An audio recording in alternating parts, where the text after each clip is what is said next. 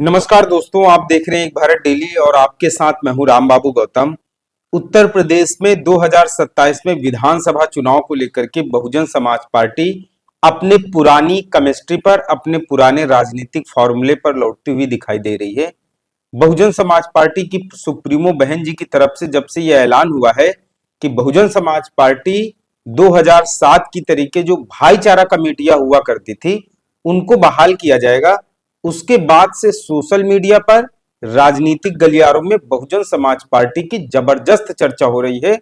और इनसे जो है बहुजन समाज पार्टी के कार्यकर्ताओं में उत्साह भी काफी ज्यादा है, क्योंकि ये जो कमेटियां गठित की जाएंगी ये सिर्फ और सिर्फ नाम की कमेटियां नहीं होंगी। ये जब जिलों में विधानसभा ब्लॉक लेवल पर ये कमेटियां जाएंगी और इनके सम्मेलन होंगे तो इससे बहुत बड़ा असर होगा। बहुजन समाज पार्टी का जो पुराना फॉर्मूला था 85 बनाम 15 का, वो फॉर्मूला जो है एक बार फिर से एक्टिव हो जाएगा। और जब ये फॉर्मूला एक्टिव हो जाएगा, लोग इसमें जुड़ने लगेंगे, तो यही जुड़ाव और यही फॉर्मूला जो है भारतीय जनता पार्टी पर भारी पड़ेगा।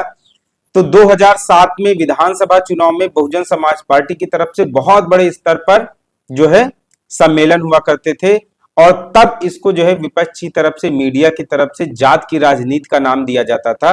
लेकिन बहन जी ने मीडिया की विरोधियों की परवाह किए बिना इन भाईचारा सम्मेलनों को खूब बढ़ावा दिया था।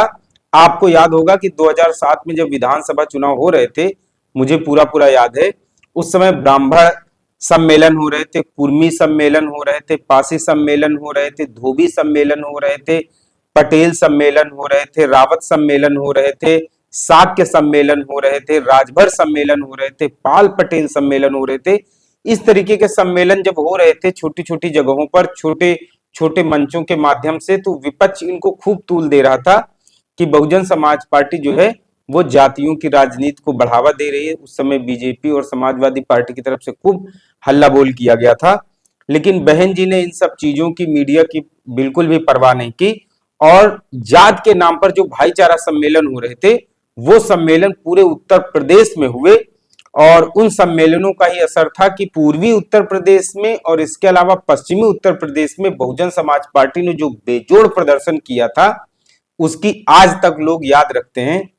2007 में इन्हीं भाईचारा कमेटियों के माध्यम से, भाईचारा सम्मेलन के माध्यम से बहन जी ने जो सामाजिक समीकरण बनाए जातियों को जोड़ने के लिए, खासकर अति पिछड़ी जातियों को और अपर कास्ट के लोगों को, मुस्लिमों को जोड़ने के लिए उन्होंने जो कैंपेन अभियान चलाया बहुजन समाज पार्टी के माध्यम से, उसका बहुत बेहतरीन जो है रिजल्ट आया। लेकिन 2030 में इसी भाईचारा सम्मेलन और भाईचारा कमेटियों के दम पर बहुजन समाज पार्टी ने करीब 31% के आसपास, 30.43 मतलब 30.5 से 31% के आसपास वोट शेयर हासिल करके 206 सीट जीत करके बहुजन समाज पार्टी उत्तर प्रदेश में अपने दम पर सरकार बनाती है। लेकिन 2012 में जब बहुजन समाज पार्टी को 80 के आसपास 2012 के विधानसभा चुनाव में वोट शेयर घट के 26% रह जाता है और उसके अलावा 80 सीटों के आसपास बसपा हासिल करती है। तो 2012 के बाद बहुजन समाज पार्टी ने फिर उसके बाद सारी जो जब चुनाव बसपा हार जाती है पूरे 5 साल सरकार बनाने के बाद, तो सारी कमेटियों को भंग कर दिया जाता है। और लोगों को ये उम्मीद रहती है कि शायद जब 2017 में विधानसभा चुनाव होंगे तो 2017 के विधानसभा चुनाव में फिर से भाईचारा कमेटियां बनेंगी। लेकिन बहन जी राजनीति में हमेशा कुछ न कुछ नया प्रयोग करती रहती हैं। 2017 और 22 का चुनाव निकल गया, लेकिन बहुजन समाज पार्टी में जो 2007 की विधानसभा चुनाव में भाईचारा कमेटियां बनाई गई थी, उन कमेटियों को दोबारा से जीवित नहीं किया गया, दोबारा से उनका निर्माण नहीं किया, एक्टिव नहीं किया गया। और नतीजा ये रहा कि उसके बाद 2007 के बाद 2 विधानसभा के चुनाव हो गए, 2012 का, 2017 का, और 2022 का तीसरा ये विधानसभा चुनाव भी हो गया। लेकिन उसके बाद जो है बसपा को सफलता नहीं मिल पाई। तो अब शायद जो है बहुजन समाज पार्टी उसी पुराने ढर्रे पर वापस आना चाहती है, उसी पुराने फॉर्मूले पर जो सामाजिक समीकरण का फॉर्मूला था। 2007 में पूरी तरीके से बहन जी ने कमान अपने हाथ में संभाल रखी थी। उसके बाद धीरे धीरे उन्होंने पार्टी के बहुत सारे लोगों को बढ़ावा, कई सारे कोऑर्डिनेटर इस बीच में बनाए गए, पार्टी के उपाध्यक्ष भी बनाए गए बहुत सारे लोगों को। लेकिन अब जिस तरीके से बहन जी एक्टिव नजर आ रही हैं, उससे ऐसा लग रहा है कि 2027 के विधानसभा चुनाव में वो कोई भी जोखिम नहीं उठाना चाहती हैं। सारी जो भी निर्णय होंगे वो खुद स्वयं लेंगी, फ्रंट सीट पे वो खुद रहेंगी, आगे की पंक्ति में रह करके वो मुकाबला करेंगी, अपने कंधों पर उसकी जिम्मेदारियां भी लेंगी।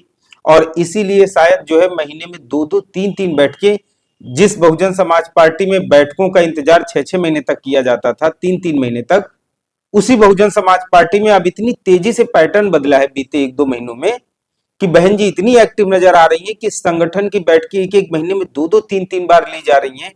भाईचारा कमेटियां बनाई जा रही हैं। 25 मार्च को आज फिर से एक बैठक बुलाई गई है।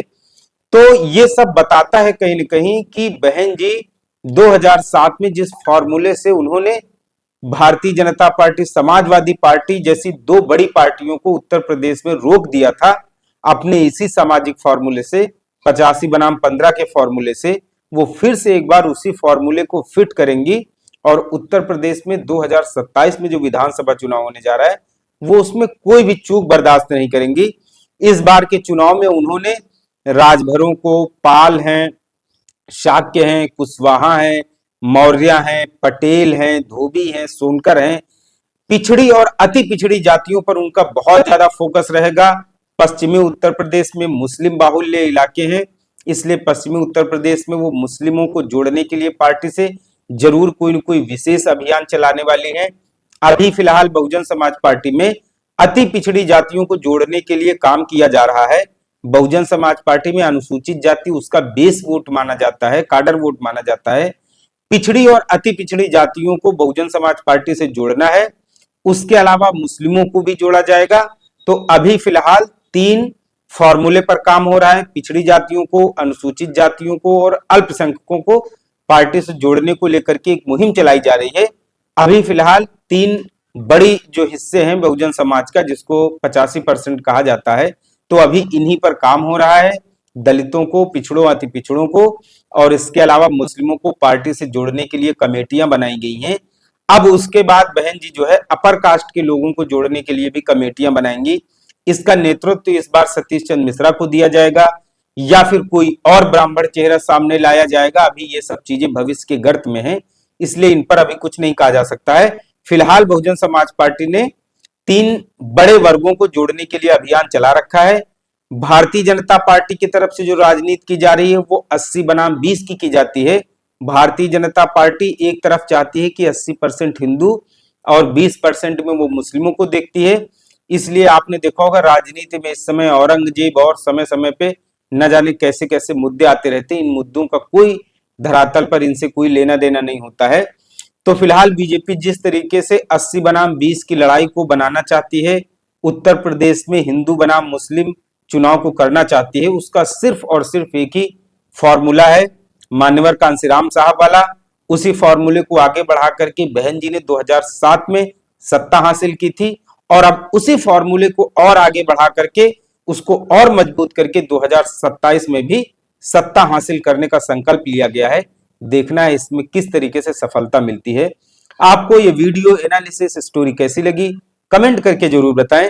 अगर आपको ये वीडियो स्टोरी अच्छी लगी है तो एक भारत डेली को शेयर भी कर दीजिए दूसरे ग्रुप पे और सब्सक्राइब भी कर लीजिए, नोटिफिकेशन का बटन ऑन कर लीजिए ताकि आपको ऐसे ही और वीडियो मिलते रहें। धन्यवाद।